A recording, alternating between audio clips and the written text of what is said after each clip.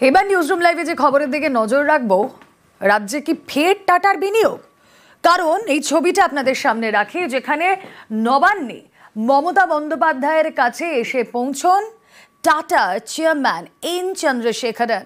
যে ছবি আপনারা দেখছেন, একটি মিটিং চলেছে এবং সেই মিটিংয়ের কি নির্যাস, ফের কি টাটার বিনিয়োগ?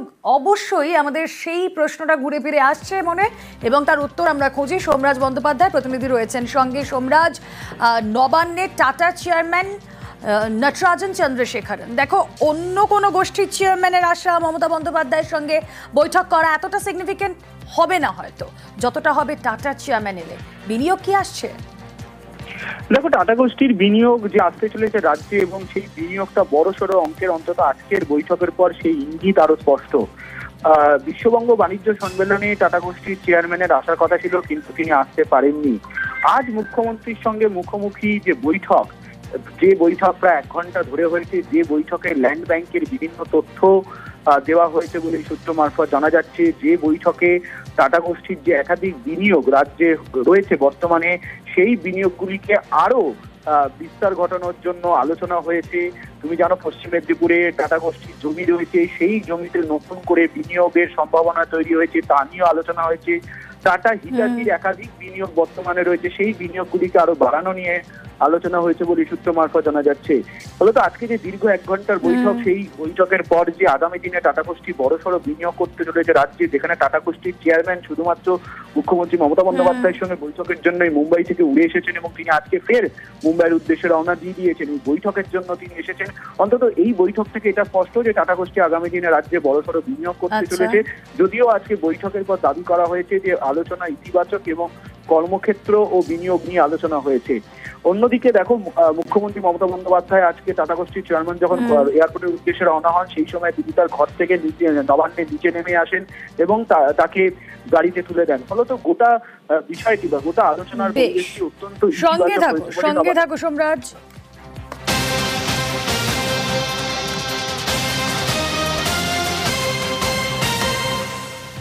কলকাতায় এসেছেন ওমর আব্দুল্লাহ, জম্মু কাশ্মীরের মুখ্যমন্ত্রী। বৃহস্পতিবার মমতা বন্দ্যোপাধ্যায়ের সঙ্গে বৈঠক ওমর আব্দুল্লাহর। কথা বলবো, সোমরাজ রয়েছেন সঙ্গে। সোমরাজ, এই বৈঠকের মূল ফোকাস কি? দেখো, মূল ফোকাস অবশ্যই যে বিরোধী দলগুলিকে একজোট হওয়ার আবেদন বারবারই মুখ্যমন্ত্রী মমতা বন্দ্যোপাধ্যায় রেখেছেন, এবং সেক্ষেত্রে ওমর আব্দুল্লাহর সঙ্গে মুখ্যমন্ত্রী মমতা বন্দ্যোপাধ্যায় আগামীকাল বিকেল 4:30টার সময় নবান্নে যে বৈঠক হবে, সেই বৈঠকে অবশ্যই বিরোধী দলগুলিকে একজোট হওয়ার বার্তা নিয়ে যে আলোচনা হবে তাতে কোনো সন্দেহ নেই। পাশাপাশি আগামীকালকের বৈঠকে জম্মু কাশ্মীরের সামগ্রিক পরিস্থিতি, এবং তুমি জানো কাশ্মীরের পেহেলগাঁও ঘটনার পর তৃণমূল কংগ্রেসের তরফে প্রতিনিধি দল পাঠানো হয়েছিল, এবং সেই প্রতিনিধি দল বিভিন্ন জায়গায় তারা পরিদর্শন করেছে, যারা ক্ষতিগ্রস্ত হয়েছিলেন তাদের বাড়িতে বাড়িতে গিয়েছিলেন। ফলত সেই প্রেক্ষাপটে দাঁড়িয়ে পেহেলগাঁওয়ের ঘটনা আলোচনাও যে আগামীকালকে বৈঠকে উঠবে তাতে কোনো সন্দেহ নেই। অবশ্যই কেন্দ্রের একাধিক নীতি নিয়েও যে আগামীকালকের বৈঠকে আলোচনা হবে তাতে কোনো সন্দেহ নেই। আগামীকাল বিকাল 4:30টার সময় নবান্নে এই বৈঠক হবে বলেই সূত্র মারফত জানা গেছে। বেশ, तो हम यहाँ आए हैं कलकत्ता, यहाँ टूरिज़्म के फेयर में हिस्सा लेने के लिए, क्योंकि हम चाहते हैं कि इस साल वेस्ट बंगाल से जो है अच्छी तादाद में टूरिस्ट जो हैं वो जम्मू कश्मीर की तरफ आएँ। হাসপাতালে কাঞ্চন মল্লিকের শাসানি। স্কুল অফ ট্রপিক্যাল মেডিসিন পৌঁছে যান কাঞ্চন মল্লিক। চিকিৎসকের সঙ্গে বচসা কাঞ্চন এবং তার স্ত্রী শ্রীময়ী। চিকিৎসককে হুমকি, উত্তরপাড়ার বিধায়কের রেজিস্ট্রেশন বাতিলের হুমকির অভিযোগ। প্রতিবাদ জানান অন্য রোগীরা। হাসপাতাল কর্তৃপক্ষকে নালিশ বিভাগীয় প্রধানের। কথা বলবো, অনুপ চক্রবর্তী প্রতিনিধি রয়েছেন সঙ্গে। অনুপ, বচসার সূত্রপাত কি নিয়ে? কাঞ্চন মল্লিককে শাসাতে হলো কেন, যদিও তিনি অভিযোগ অস্বীকার করছেন? দেখো, বিধায়ক তথা অভিনেতা কাঞ্চন মল্লিক তার স্ত্রীকে নিয়ে কিন্তু একেবারেই হাসপাতালে যখন এসেছিলেন স্কুল অফ ট্রপিক্যাল মেডিসিনে, এবং সেখানে তারা আত্মীয়কে মূলত দেখানোর জন্যই আজকে দুপুরবেলা এসেছিলেন।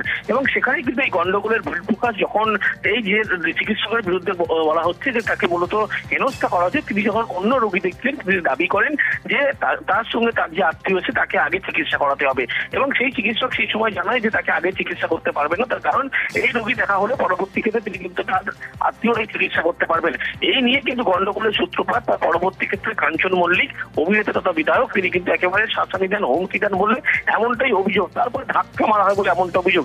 যখন এই আচরণ করা হচ্ছিল কাঞ্চন মল্লিকের পক্ষ থেকে এবং তার স্ত্রী শ্রীময়ী ভট্টাচার্য সেই সময় যখন ছিলেন, এবং সেই সময় লক্ষ্য করা যায় একেবারে কিন্তু অন্য যে রোগী তারা কিন্তু একেবারে কাঞ্চন মল্লিক এবং শ্রীময়ী চট্টরাজ তার স্ত্রী, তারা দুজনেই গিয়েছিলেন স্কুল অফ ট্রপিক্যাল মেডিসিনে। সেখানে চিকিৎসককে হুমকি দেওয়ার অভিযোগ উত্তরপাড়ার বিধায়কের বিরুদ্ধে।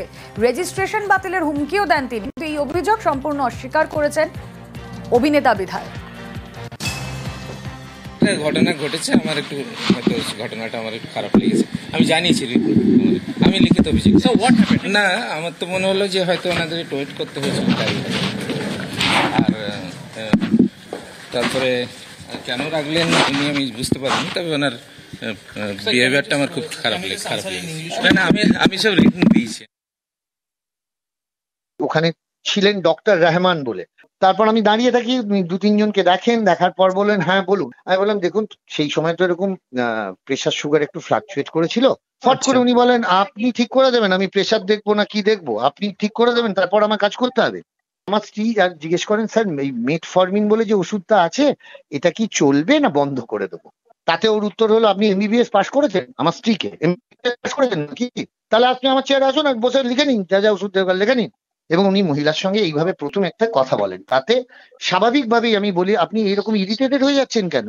আমি যদি বিধায়ক হিসেবে মানে অ্যাডভান্টেজ নিতাম তাহলে কি ওপিডির কার্ড করিয়ে নিয়ে গিয়ে দেখাতে যেতাম না? কল্যাণমন্ত্রী শশী পাঞ্চা এই বিষয়ে কি রিয়াক্ট করেছেন শুনুন। আমরা তীব্র নিন্দা জানাই। আমরা মনে করি ডাক্তার কিংবা যে কোনো স্বাস্থ্যকর্মীর সঙ্গে কোনো রকম দুর্ব্যবহার যেন কেউ না করে, এবং এটা খুবই দুর্ভাগ্যপূর্ণ বিষয় যে একজন জনপ্রতিনিধি তিনি স্কুল অফ ট্রপিক্যাল মেডিসিনের যিনি হেড অফ ডিপার্টমেন্ট আছেন ডক্টর রহমানের সঙ্গে একটা অভব্য আচরণ করেছেন। তার তীব্র খণ্ডন করি, আমরা নিন্দা করি প্রোগ্রেসিভ হেলথ অ্যাসোসিয়েশনের পক্ষ থেকে।